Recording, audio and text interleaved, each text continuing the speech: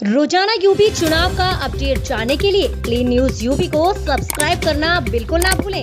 तो चलिए जानते हैं आज की 10 बड़ी खबरों को।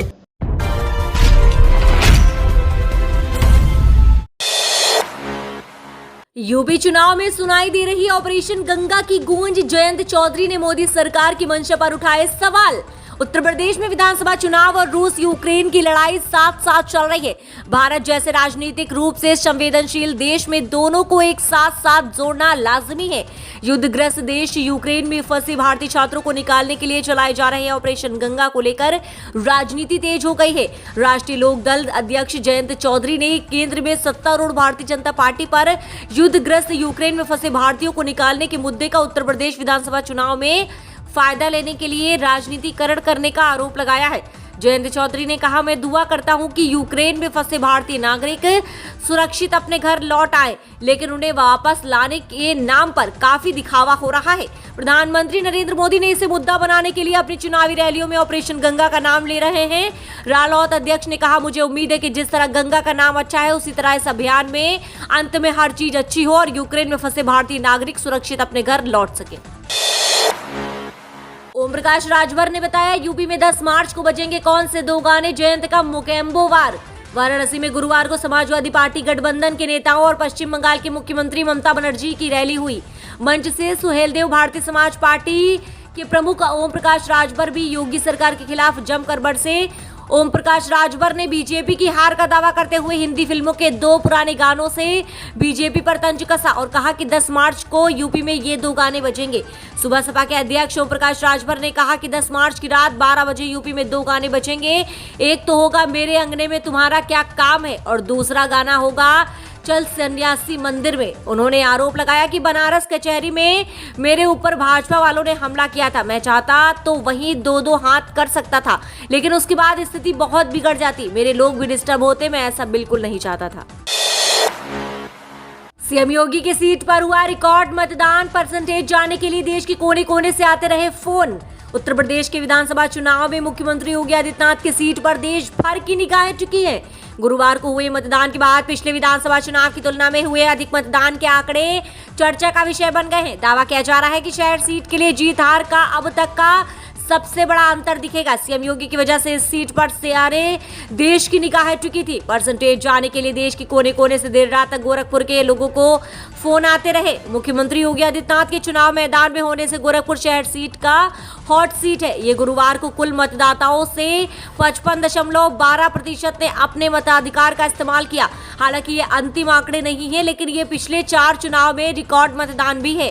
भाजपा का दावा है कि विधायक नहीं, मुख्यमंत्री चुनने के विकल्प को देख इस बार अधिक मतदाता घरों से निकले हैं। शहर विधानसभा क्षेत्र से प्रत्याशी योगी आदित्यनाथ ने पुराना गोरखपुर में स्थित जिस केंद्र पर स्वयं के लिए मतदान किया, वहां कुल 56.42% मतदान हुआ।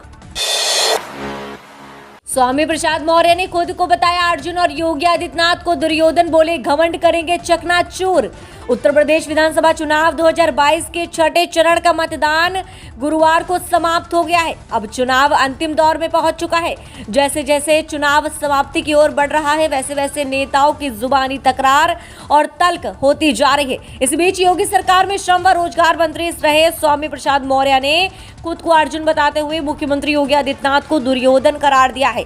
यूपी विधानसभा चुनाव के ठीक पहले स्वामी प्रसाद मौर्य ने सिर्फ दल बदल ही नहीं किया, बल्कि दोनों के रिश्ते में काफी तलक हो चुके हैं। मौर्य सपा में शामिल होने के बाद ही भाजपा को सांप और खुद को नेवला की संज्ञा दे चुके हैं। गुरुवार को 6ठे चरण का मतदान होने के बाद मौर्य का ट्वीट चर्चा में है, जिसमें उन्होंने लिखा है, प्रदेश की राजनीतिक महाभारत में कौरव रूपी भाजपा के बनाए गए चक्रव्यूह के 6 चक्र तोड़ दिए गए हैं। 7वां चक्र 7 मार्च को ध्वस्त होगा और 10 मार्च को कृष्ण रूपी अखिलेश व अर्जुन रूपी स्वयं योगी रूपी दुर्योधन सहित समूचे कौरव रूपी भाजपा का अंत व घमंड चकनाचूर होगा।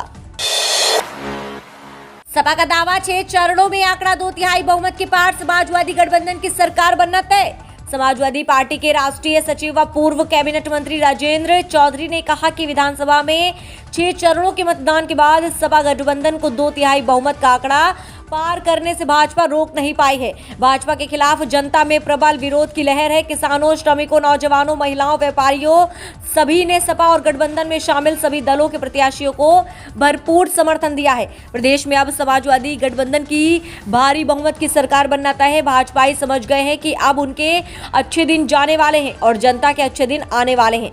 सपा नेता राजेंद्र चौधरी ने कहा, अपनी हार को नजदीक देखकर भाजपा नेतृत्व अब दबंगों और स्वामी भक्त प्रशासनिक अधिकारियों की मदद से मतदान में धांधली करने में लग गए हैं। इसके लिए कई हथकंडे अपनाए जा रहे हैं।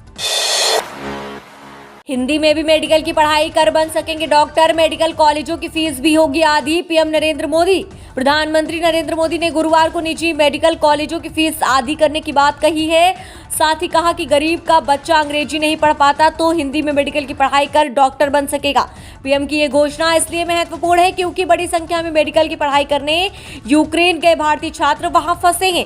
कुछ दिन पहले ही पीएम ने निजी विश्वविद्यालयों से मेडिकल की सस्ती शिक्षा मुहैया कराने की अपील की थी। उन्होंने ये भी कहा था कि सरकार ऐसी व्यवस्था करेगी जिससे देश में ही मेडिकल की पढ़ाई के अवसर मिले और छात्रों को विदेश न जाना पड़े। उत्तर प्रदेश की चंदौली और जौनपुर में गुरुवार को जनसभा को संबोधित करते हुए पीएम नरेंद्र मोदी ने यह भी कहा कि उत्तर प्रदेश की विकास यात्रा को जारी रखने के लिए चुनाव में भाजपा की जीत आवश्यक है। 7वें चरण में क्या अपना दल, सुभाष सपा और निषाद पार्टी बनेंगे गेम चेंजर? क्या कहते हैं 2017 के आंकड़े? उत्तर प्रदेश विधानसभा चुनाव के आखिरी 7वें चरण भी बहुत महत्वपूर्ण है। महत्वपूर्ण इस लिहाज से है कि इन 2 चरणों में असली परीक्षा मुख्य दलों के साथ साथ उन छोटे दलों की है जिन्होंने उत्तर प्रदेश की राजनीति में एक नई कहानी लिखनी शुरू की। इन दलों में अपना दल, सुभाष सपा और निषाद पार्टी तो शामिल है। 7वें चरण की जिन 54 सीटों पर चुनाव होने हैं उनमें इस वक्त अपना दल के पास 4, सुभाष सपा के पास 3 और निषाद पार्टी के पास से 1 सीट है।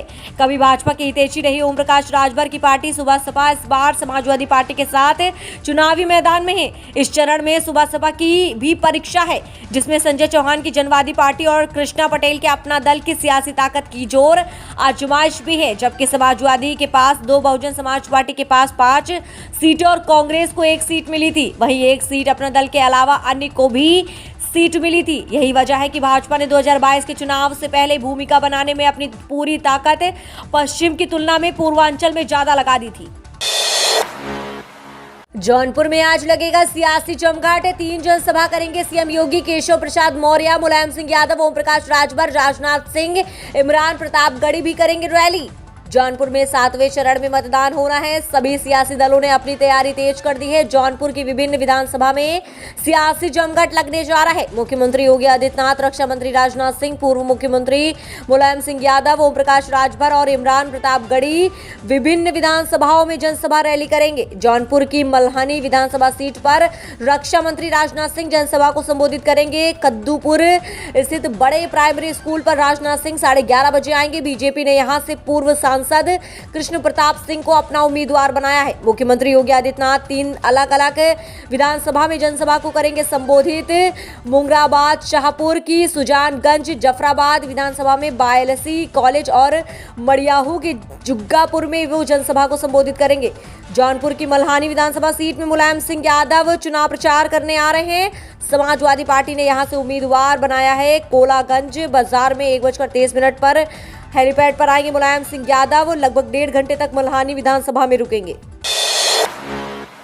चंदौली में असदुद्दीन ओवैसी ने जनसभा को किया संबोधित। बोले, अखिलेश और योगी की जोड़ी राम और श्याम की है, वोट के साथ समझौता मत करना। चंदौली में एआईएमआईएम के संस्थापक असदुद्दीन ओवैसी ने गुरुवार को मुगलसराय विधानसभा के दुल्हीपुर में जनसभा को किया संबोधित। उन्होंने भाजपा व सपा को आड़े हाथों लिया। अखिलेश व योगी को राम व श्याम की जोड़ी बताया।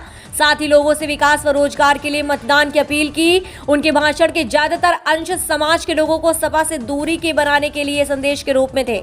उन्होंने कहा कि सरकार युवाओं व आम जनता को गुमराह करने का काम कर रही है। पेट्रोल, डीजल व गैस सिलेंडर की कीमतें इतनी अधिक बढ़ गई हैं कि लोग बेहाल हो गए। कोरोना काल में प्रदेश में 19 लाख बच्चे यतीम हो गए। इसके लिए सरकार जिम्मेदार है। गंगा में लोगों की लाशें बहीं। ओवैसी ने कहा कि समाज के लोग एकजुट रहें। राजनीति दलों के लोग आपके वोट का सौदा करते हैं, लेकिन समाज का विकास करने में या सिद्धांतों में से समझौता कर लेते हैं। ऐसे में अपनी शक्ति को बिखरने मत दीजिए। कौम को एकजुट रखने पर उन्होंने बल दिया। उत्तर प्रदेश 2022 विधानसभा चुनाव अब अपने अंतिम चरणों में है। ये देखना दिलचस्प होगा 10 मार्च को किसका होगा यूपी, किसको मिलेगी यूपी की सत्ता, किसका होगा राज तिलक। वही चलिए बात कर लेते हैं विधानसभा सीटों की। पार्टी को यहाँ पर कितनी सीटें मिल रही हैं, कौन सी पार्टी उभर कर सामने आ सकती है। सबसे पहले यहाँ पर बात करेंगे बीजेपी की। हम बीजेपी को यहाँ पर 219 से 245 विधानसभा सीटें मिल रही हैं। अब आगे बात करेंगे समाजवादी पार्टी की। समाजवादी पार्टी को यहाँ पर मिल रही हैं 143 से 154 विधानसभा सीटें। बात करें कांग्रेस की तो कांग्रेस को 8 से 14 सीटें मिल रही हैं। बहुजन समाज पार्टी के हिस्से में आ रही हैं 8 से 16 विधानसभा सीटें। इन आंकड़ों को देखने के बाद आपको क्या लग रहा है, हमें कमेंट के माध्यम से अपनी राय जरूर दें कि कौन सी पार्टी उभर कर सामने आ सकती है। आपकी राय हमारे लिए बेहद जरूरी है।